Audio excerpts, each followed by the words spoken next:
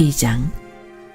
오순절 날이 이미 이름에 그들이 다 같이 한 곳에 모였더니 호련히 하늘로부터 급하고 강한 바람 같은 소리가 있어 그들이 앉은 온 집에 가득하며 마치 불의 혀처럼 갈라지는 것들이 그들에게 보여 각 사람 위에 하나씩 임하여 있더니 그들이 다 성령의 충만함을 받고 성령이 말하게 하심을 따라 다른 언어들로 말하기를 시작하니라. 그때 경건한 유대인들이 천하 각국으로부터 와서 예루살렘에 머물러 있더니 이 소리가 나매 큰 무리가 모여 각각 자기의 방언으로 제자들이 말하는 것을 듣고 소동하여 다 놀라 신기하게 여겨 이르되, 보라, 이 말하는 사람들이 다 갈릴리 사람이 아니냐? 우리가 우리 각 사람이 난 곳 방언으로 듣게 되는 것이 어찌 됨이냐? 우리는 바데인과 메데인과 엘람인과 또 메소보다미아, 유대와 갑바도기아, 본도와 아시아, 부르기아와 밤빌리아, 애국과 및 구레네에 가까운 리비아 여러 지방에 사는 사람들과 로마로부터 온 나그네, 곧 유대인과 유대교에 들어온 사람들과 그레데인과 아라비아인들이라. 우리가 다 우리의 각 언어로 하나님의 큰 일을 말함을 듣는도다 하고 다 놀라며 당황하여 서로 이르되, 이 어찌된 일이냐 하며 또 어떤 이들은 조롱하여 이르되 그들이 새 술에 취하였다 하더라. 베드로가 11 사도와 함께 서서 소리를 높여 이르되, 유대인과 예루살렘에 사는 모든 사람들아, 이 일을 너희로 알게 할 것이니 내 말에 귀를 기울이라. 때가 제3시니 너희 생각과 같이 이 사람들이 취한 것이 아니라 이는 곧 선지자 요엘을 통하여 말씀하신 것이니 일러스되, 하나님이 말씀하시기를 말세에 내가 내 영을 모든 육체에 부어주리니 너희의 자녀들은 예언할 것이요 너희의 젊은이들은 환상을 보고 너희의 늙은이들은 꿈을 꾸리라. 그때 내가 내 영을 내 남종과 여종들에게 부어주리니 그들이 예언할 것이요 또 내가 위로 하늘에서는 기사를 아래로 땅에서는 징조를 베풀리니 곧 피와 불과 연기로다. 주의 크고 영화로운 날이 이르기 전에 해가 변하여 어두워지고 달이 변하여 피가 되리라. 누구든지 주의 이름을 부르는 자는 구원을 받으리라 하였느니라. 이스라엘 사람들아, 이 말을 들으라. 너희도 아는 바와 같이 하나님께서 나사렛 예수로 큰 권능과 기사와 표적을 너희 가운데서 베푸사 너희 앞에서 그를 증언하셨느니라. 그가 하나님께서 정하신 뜻과 미리 아신 대로 내준 바 되었거늘 너희가 법 없는 자들의 손을 빌려 못 박아 죽였으나 하나님께서 그를 사망의 고통에서 풀어 살리셨으니 이는 그가 사망에 매여 있을 수 없었음이라. 다윗이 그를 가리켜 이르되, 내가 항상 내 앞에 계신 주를 배웠으며 나로 요동하지 않게 하기 위하여 그가 내 우편에 계시도다. 그러므로 내 마음이 기뻐하였고 내 혀도 즐거워하였으며 육체도 희망에 거하리니 이는 내 영혼을 음부에 버리지 아니하시며 주의 거룩한 자로 썩음을 당하지 않게 하실 것이미로다. 주께서 생명의 길을 내게 보이셨으니 주 앞에서 내게 기쁨이 충만하게 하시리로다 하였으므로 형제들아, 내가 조상 다윗에 대하여 담대히 말할 수 있노니 다윗이 죽어 장사되어 그 묘가 오늘까지 우리 중에 있도다.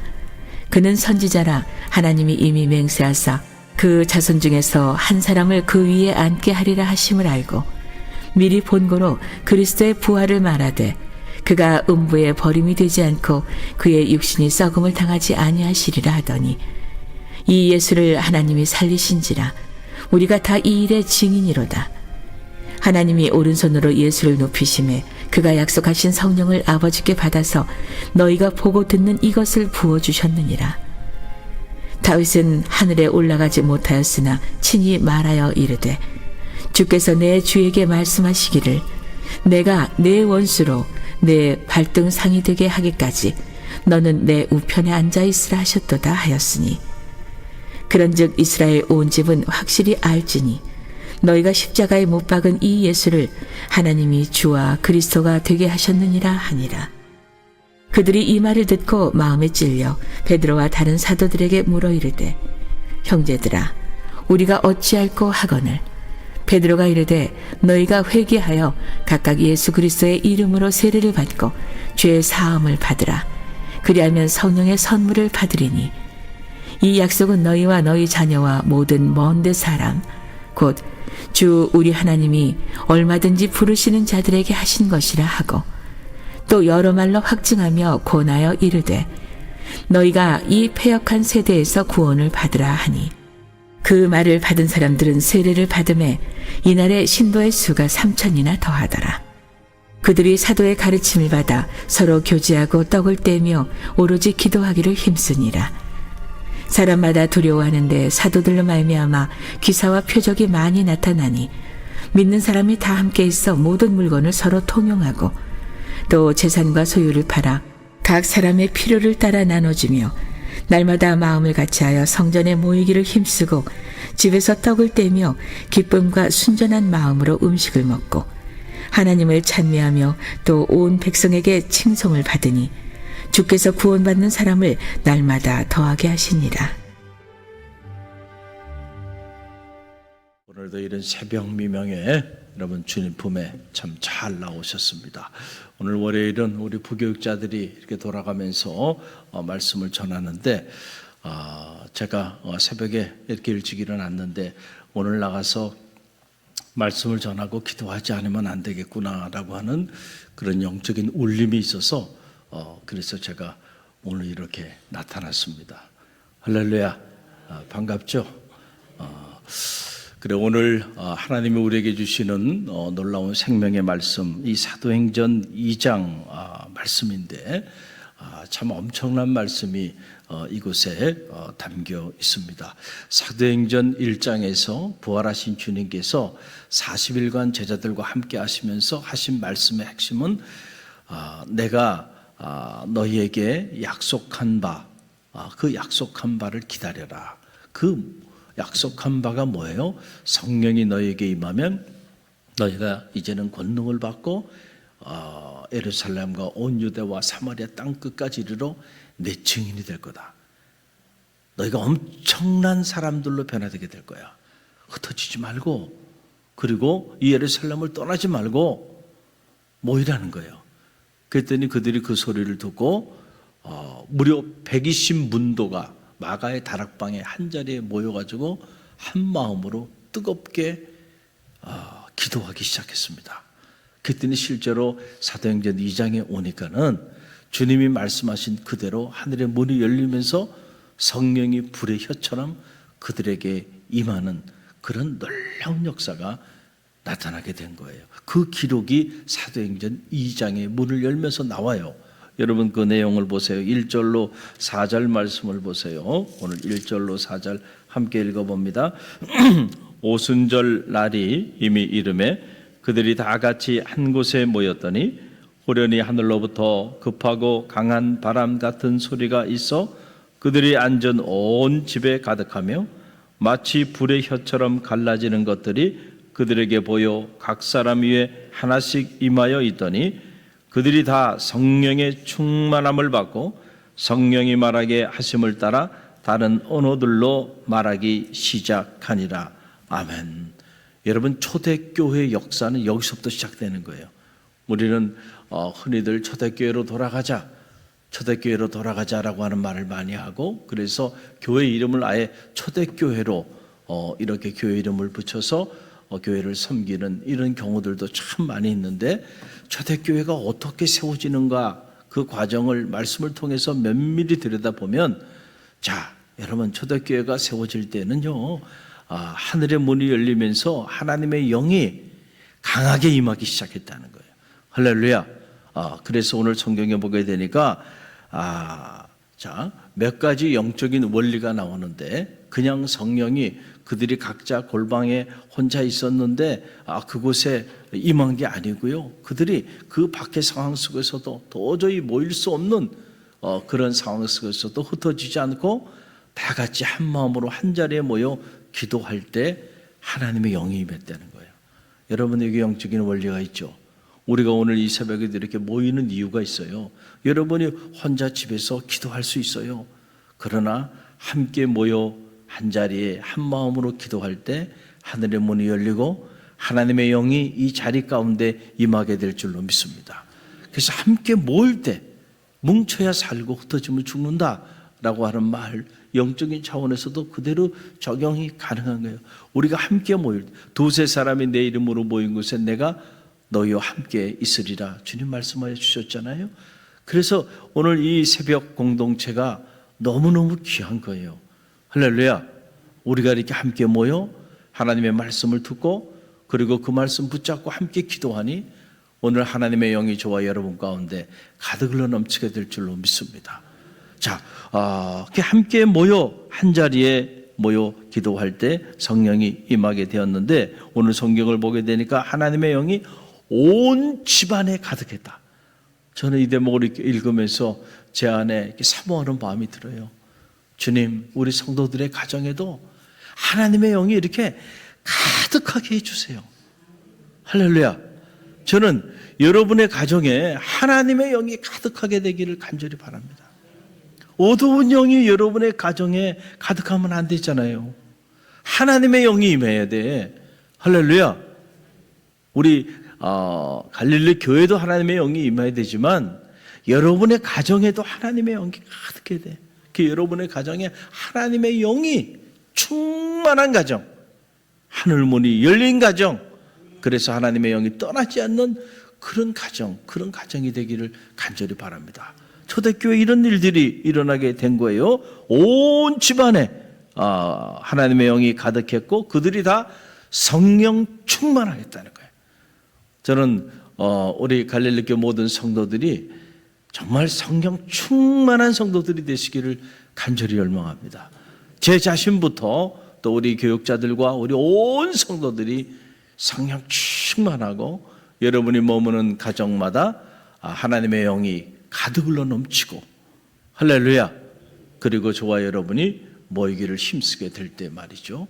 초대교회 이 놀라운 역사가 오늘도 우리의 삶의 자리 가운데 불릴 듯 일어나게 된다는 사실을 여러분 꼭 기억하시길 바랍니다. 그러니까 자, 이렇게 성령이 임하게 되니까 주님이 하셨던 그 말씀이 실제로 일어납니다. 자, 이 120문도가 성령을 받았어요. 성령을 받고는요, 권능을 실제로 얻게 돼서 죽음을 더 이상 두려워하지 않는 사람들로 변화되기 시작합니다. 우리가 사람이 변화된다고 하는 거 정말 기적 중에 최고의 기적인데 사람은 변화됩니다. 아멘입니까? 흔히들 이제 사람은 안 바뀐다고. 사람은 안 바뀐다. 한번 그런 사람은 그 사람은 안 바뀌어. 그 사람은 안 바뀌어. 어디서부터 오는 확신인지 모르는데 그런 확신들을 가지고 한번 사람을 낙인을 찍으면 그 사람을 계속 그런 사람으로만 본단 말이에요. 얼마나 안타까운 일인지 몰라요. 사람 뒤집어집니다. 여러분 보세요. 사울이 예수 믿는 사람들 박해하고 그 앞장섰던 사람인데 사울이 바뀌었어요? 안 바뀌었어요? 모르겠어요? 바뀌었잖아요. 바울로 바뀌었잖아요. 오히려 그가 복음을 전하는 그 일을 위해 자기의 생애 전체를 바쳤습니다. 그냥 조금 바뀌는 게 아니고 완전히 뒤집어져 버린다니까요. 여러분 어떻게 그 사람이 바뀔까? 다른 걸로 안 바뀝니다. 뭐로 바뀌어요? 오직 하나님의 영으로만 가능한 줄 믿으시길 바랍니다. 성령이 임하면요 사람도 바뀝니다. 그렇죠? 사람 바뀌어요. 그렇게 포악했던 사람이요 그렇게 부드러운 사람이 될 수 있을까? 바뀌는 거예요. 바뀌는 거예요. 하나님의 영이 임하면 능치 못함이 없는 줄 믿으시길 바랍니다. 성령이 임하는데요 여러분 불가능한 일이 있겠어요? 그 하나님의 영 성령은 창조의 영인데 아무것도 없는 곳에서 그 영이 임하면 저 에스겔 골짜기의 마른 뼈도요 여호와의 군대를 이루는 역사가 나타나는데 할렐루야. 여호와의 신이 임하기 시작하면은요 저 흑암과 혼돈 무질서 공허 가운데서도요 창조의 위대한 역사들이 나타나는 거예요. 그래서 여러분 성령은 사모하는 자에게 주시는데 성령 충만한 삶을 살기 위하여 사모하는 마음으로 기도하세요. 하나님 우리 자녀가 하나님의 영으로 충만한 자녀가 되길 원합니다. 우리 가정이 하나님의 영이 가득한 가정이 되길 원하고 우리 교회가 성령 충만한 교회가 되게 해달라고 여러분 기도하세요. 할렐루야. 그 사모하는 자들에게 하나님 그렇게 역사하여 주실 줄로 믿습니다. 자 보세요. 베드로와 11 제자가요 자기 살겠다고 다 도망갔던 사람들 아닙니까? 예수님 고난당할 때. 그런데 그들이 이제는 예수님이 십자가 달려서 아예 대반역 죄인으로 형을 언도받고 돌아가신 상황이죠. 세상 사람들은 지금 그렇게 알고 있는 그 상황인데, 그 상황에서 그들이 성령을 받게 되니까요, 두려워하질 않아요. 그래서 베드로와 사도들이 예루살렘 사람들이 모여있는 곳에서 유대인들에게 담대하게 그들이 예수 그리스도의 십자가의 죽으심과 부활을 선포합니다. 변했어요, 안 변했어요? 변해도 보통 변한 게 아니에요. 완전히 뒤집어져 버린 거예요. 어떻게 이런 일이 가능했을까? 하나님의 영이 임하면 가능합니다. 사람이 안 바뀌었다고 한다면 왜 안 바뀌었을까? 아하, 성령이 내 안에 충만하지 않았구나. 내가 성령의 세례를 받지 못했구나. 성령의 세례를 받기 위하여 기도해야 돼. 여러분께서 그 기록을 보세요. 보면 14절 말씀을 보세요. 베드로가 11 사도와 함께 서서 소리를 높여 이르되 유대인들과 예루살렘에 사는 모든 사람들아, 이 일을 너희로 알게 할 것이니 내 말에 귀를 기울이라. 자, 베드로가 11 사도와 함께 서서 소리질러 복음을 전하기 시작하는 거예요. 베드로 혼자 한 게 아니에요. 그러니까 11 사도가 함께 서서, 그 이후로 쭉 사도행전 2장에 나오는 내용은 베드로의 설교입니다. 베드로가 그 예루살렘 사람들, 예수님을 비난하고 모함하고, 그리고 결국 예수님을 십자가에 못 박은 그 예루살렘 사람들과 유대 사람들 앞에서 담대하게 죽을 줄도 모르고 말이죠. 예수 그리스도의 십자가의 죽으심, 그 너희가 죽인 그 예수가 다시 살아났다. 우리가 증인이다. 할렐루야. 야, 이것보다 더 여러분 확신에 찬 선명한 설교가 어디 있습니까? 우리는 흔히들 설교를 이렇게 아름다운 미사여기로, 또 듣기 좋은 목소리로 이렇게 하는 설교를 좋은 설교라고 이렇게 말을 하는데, 정말 좋은 설교는요, 그런 설교가 아니에요. 예수 그리스도의 십자가의 죽으심과 부활을 담대하게, 거친 말로 선포하더라도요, 담대하게 선포하는 그 복음이 살아있는 그 메시지가 정말 우리 생명을 살리는 좋은 설교인 거예요. 할렐루야. 복음은 사라져버리고 그냥 사람들 듣기 좋은 소리로만 가득한 그 설교는요, 우리의 생명을 살릴 수가 없어요. 할렐루야. 이 초대교회를 이룬 이 베드로의 설교를 들여다보세요. 얼마나 거칩니까? 얼마나 투박합니까? 그런데 여러분, 이렇게 선포되어지는 이 설교를 듣고요, 무려 하루에 3,000명이 더하는 사람들이 그 밖의 상황 속에서 어찌할 것 통회하며 자복하며 주님께 돌아오게 되었다는 거예요. 이게 뭐냐면 하나님의 영이 임하니까요, 이런 놀라운 역사들이 나타나는 거예요. 할렐루야. 그래서 오늘 그 기록들이 쭉 나오는데, 자, 38절로 42절 말씀인데요, 우리 함께, 자, 37절부터 37절로 42절 말씀, 여러분 성경책을 보세요. 37절로 42절 함께 읽습니다. 그들이 이 말을 듣고 마음에 찔려 베드로와 다른 사도들에게 물어 이르되, 형제들아, 우리가 어찌할꼬 하거늘? 베드로가 이르되, 너희가 회개하여 각각 예수 그리스도의 이름으로 세례를 받고 죄 사함을 받으라. 그리하면 성령의 선물을 받으리니 이 약속은 너희와 너희 자녀와 모든 먼데 사람 곧 우리 주 하나님 얼마든지 부르시는 자들에게 하신 것이라 하고, 또 여러 말로 확증하며 권하여 이르되, 너희가 이 패역한 세대에서 구원을 받으라 하니, 그 말을 받은 사람들은 세례를 받음에 이날에 신도의 수가 3,000이나 더하더라. 그들이 사도의 가르침을 받아 서로 교제하고 떡을 떼며 오로지 기도하기를 힘쓰니라. 아멘. 베드로의 설교의 핵심은요, 다른 게 아니에요. 회개를 촉구하는 거였어. 회개. 여러분, 회개를 촉구하는 이 설교 우리 현대 그리스도인들이 가장 싫어하는 설교예요. 가장 듣기 싫어하는 설교예요. 회개를 촉구하는 설교를 듣고 마음이 따뜻해지고 은혜를 받았다고 감동하는 사람들을 만나기는 어려워요. 왜냐하면 회개를 촉구하는 설교 자체가 사라져버린 시대에 오늘 우리가 살아가고 있어요. 그래서 모 조사 기관에서 한국교회 대형교회 목회자들의 설교를 쫙 분석을 해봤어. 분석을 해봤더니 대부분의 설교들이 다 위로하는 설교, 격려하는 설교, 이런 따뜻한 설교들이에요. 따뜻한 설교들. 표정도 따뜻하고 목소리도 따뜻하고, 그리고 소리를 들으면 마음에 위로가 되고,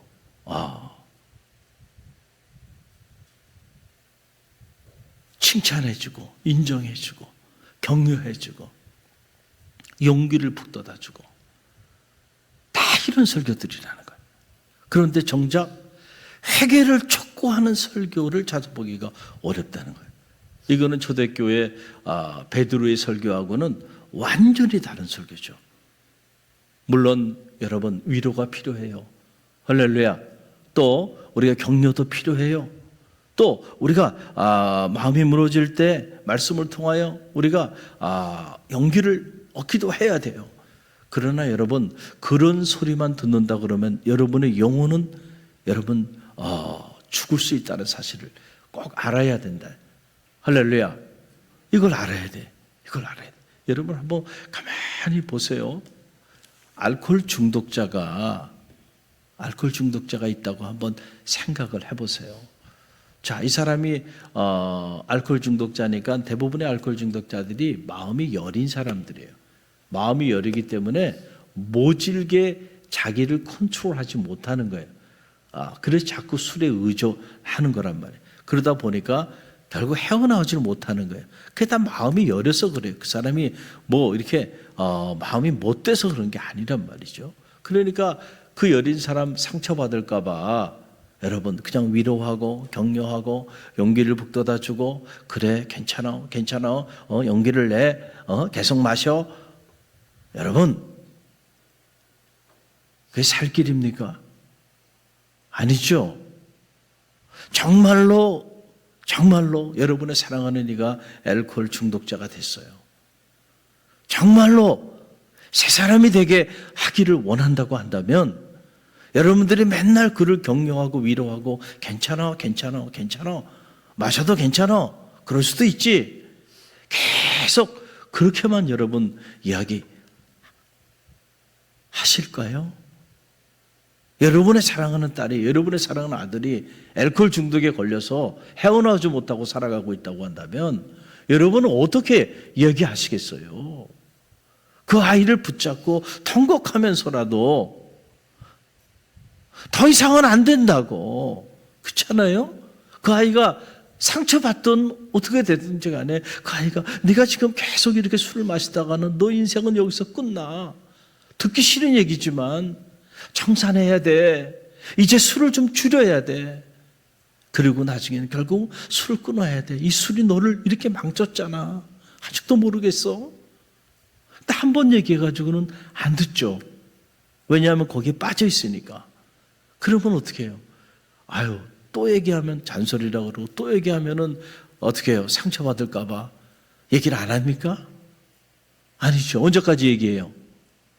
그 아이가 그 알코올 중독으로부터 벗어날 때까지 얘기를 해줘야죠. 할렐루야. 여러분, 죄악이 관영한 도시 한복판에, 소돔과 고모라 성과 같은 이 죄악이 관영한 도시 한복판에 우리가 살아가는데요, 어떻게 죄악이 없을 수가 있겠어요? 그 죄가 우리의 영혼을 죽이고 우리의 인생을 죽이고 우리 가정을 죽이고 우리 자녀들의 삶을 지금 좀먹고 있는데 어떻게 괜찮아 위로와 따뜻한 격려의 그런 메시지만 전할 수가 있을까요? 실제로 영적인 눈이 떠진다고 한다면 여러분 그 실체가 보여야 되잖아요. 할렐루야. 여러분 괜찮습니까? 지금 이렇게 신앙생활하는 게 괜찮은가?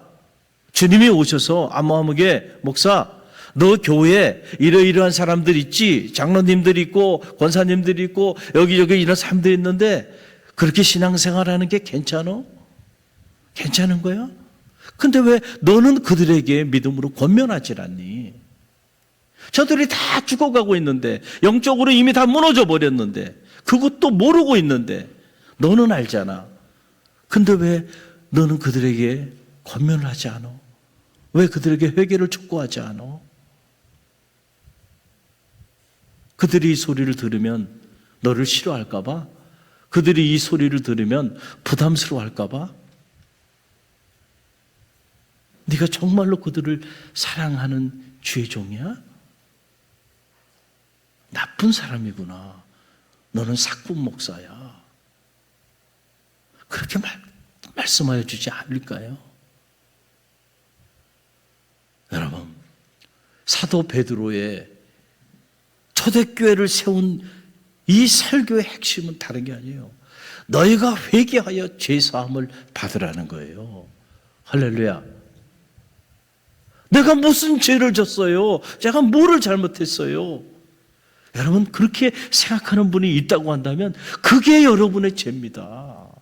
아직도 자기의 죄를 모르고 여러분 끔찍한 피조물로 전락되어 있음에도 불구하고 그걸 자각하지 못하고 그래도 괜찮다고 생각하고 그냥 살아가고 있다고 한다면 여러분, 알코올에 깊이 빠져가지고 세상이 어떻게 돌아가는지도 알지 못하고 자기 영혼이 죽어가고 있는지도 모르고 뭐가 문제냐고요. 그런 사람들일수록 문제의식이 없죠. 그게 더 큰 문제예요. 할렐루야. 여기 보면 영적인 원리가 나오는데요. 자, 성령을 선물로 받으라. 베드로가 이렇게 말했잖아요. 베드로의 설교를 듣고 어찌할꼬 통회하며 자복하면서 사도들 앞에 나왔을 때 베드로가 한 말이에요. 너희가 이제부터 너희 회개하여 죄사함을 받고 성령을 선물로 받으라. 여기 영적인 원리가 나오죠. 여러분, 하나님의 영이 여러분 가운데 충만하기 위해서는요, 우리가 해야 하는 단계가 있어. 죄사함을 받아야 돼. 할렐루야. 여러분, 그럼 어떻게 우리가 죄사함을 받을 수 있을까? 회개할 때만 비로소 사함의 사죄의 은총이 임하게 된다는 거예요. 내가 내 죄에 대하여 뉘우침이 없는데 여러분, 어떻게 거기에 죄사함의 은혜가 임합니까? 죄가 사함을 받지 않았는데 어떻게 하나님의 영이 그 사람에게 충만할 수 있어요? 어떻게 성령 충만한 사람이 될 수 있습니까? 그런 일은 일어나지 않는다는 거예요. 언제나 성령 충만한 역사가 나타나는 자리에는 어찌할꼬 참여하며 통회하며 자복하는 여러분 참회의 운동이 일어나고 그 참여할 때 우리가 죄인이었지만은 하나님께서 여러분 잘못했다는데요 품어주시고 용서해 주시고 새로운 삶을 살 수 있도록 제2의 기회를 주시는 거예요. 그러면서 선물을 하나 주시는데 그 선물이 바로 뭐냐면 성령의 선물. 너는 이제부터는 하나님의 영의 붙들림을 받은 그런 성령 충만한 성도의 삶을 살으라고 성령을 선물로 받으리라 그랬잖아요. 성령을 선물로 주는 거예요. 그러니까 여러분 실제로 우리가 성령 충만한 삶을 살기 위해서는 회개를 촉구하는 메시지가 있어야 될 거예요, 없어야 될 거예요? 이게 있어야 돼. 강하게 회개를 촉구해야 돼요. 그리고 그 소리를 듣고 실제로 참회하며 자복하면서요. 내가 한 주간 살면서 이러이러한 죄를 졌습니다. 내가 품지 말아야 되는 생각들 이렇게 했어요. 하지 말아야 되는 말들 했어요. 가지 말아야 되는 곳들을 갔습니다. 하나님 앞에 생각해 보면요 5만 가지 죄가 떠오를 거예요. 그렇죠? 그거 끌어안고서는요 여러분 축복의 문이 열리지 않습니다. 청산해야 돼. 할렐루야. 오늘 이 새벽이 우리의 모든 허물과 죄가 청산되어지는 축복의 새벽이 되길 간절히 바랍니다. 그럴 때 성령을 선물로 받게 될 거예요. 그래서 이 성령 충만함을 받은 사람들이요 놀랍게 변화되기 시작하는데 그 변화된 내용이 42절에 나와요. 여러분 42절 말씀을 보세요. 42절 함께 읽습니다. 함께 읽습니다. 그들이 사도의 가르침을 받아 서로 교제하고 떡을 떼며 오로지 기도하기를 힘쓰니라. 아멘. 이게 결론이에요. 자, 이렇게 참회하고 제사함을 받고 하나님의 영이 충만해지니까 그들의 삶이 변하기 시작했는데 어떻게 변하게 됐냐면 그들이 사도의 가르침을 받게 됐다. 할렐루야. 이게 중요해요. 교육이죠. 교육과 훈련. 우리 교회도 있잖아요. 디다케라고 하는 거예요. 여러분, 하나님의 영이 임한 사람들만이 사도의 가르침을 받게 돼 있다니까요. 아무나 사도의 가르침을 받는 게 아니에요.